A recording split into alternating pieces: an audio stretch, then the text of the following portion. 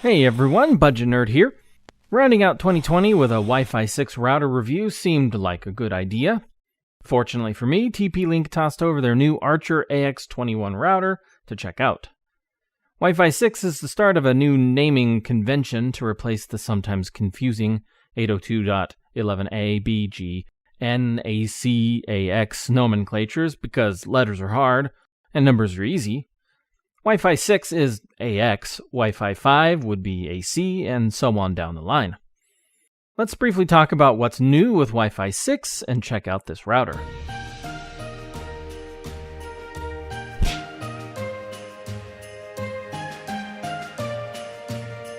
Meet the TP-Link AX21.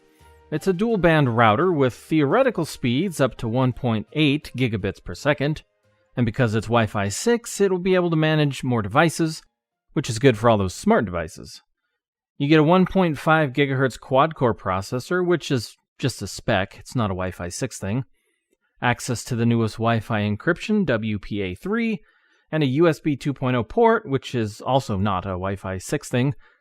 Wi-Fi 6 also promises smoother streaming, while slightly saving battery life on your devices. Here are some specs. Some cheaper routers or access points will save money by having the 5.0 GHz channel be the only Wi-Fi 6 band, making the 2.4 GHz band still only Wi-Fi 5 or AC. This router appears to have both bands be true Wi-Fi 6, which is good. The router comes in at $100. Feels like it's good quality. The antennas are nice and stiff. You also get one ribbon Ethernet cable and the power adapter. Nothing fancy here, but you get what you need. This plastic was a bit of a pain to get off. On the back you get a WPS button that also looks like it lets you disable the Wi-Fi, a reset button, and a button to turn off the LEDs on the front. You also get a USB 2.0 port as discussed, WAN port, 4 LAN ports, power button, and the port to power it.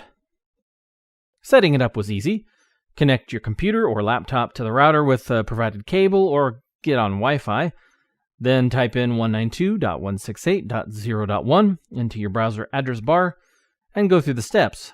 It'll prompt you to create a password to use to log into the router, and then it runs you through a few of the steps to get it set up. It may update, and then will prompt you to sign up for their cloud service, which will let you manage your router from anywhere, but it's totally optional. You can also download the app Tether and set up the router on your phone. Once in the app, you can use their Wi-Fi detective to detect certain devices on your network that you might not know about, like devices that are new or that perhaps don't have a name. It's a neat idea. You can look at your devices that are on the network, click on Smart Life Assistance to set up Alexa, but confusingly their app says this router isn't compatible, but their Amazon listing says it is. I don't have an Alexa to test with, so I can't say for sure, but I'm sure someone can specify in the comments. In the app, you can also check out some of the router's details, check out the devices that are connected to your network, and view their details. Under Tools, you can see or set up wireless devices, set up TP-Link's One Mesh, which will let you add to your Wi-Fi coverage using TP-Link's mesh equipment. You can enable QoS, and set up parental controls by using profiles.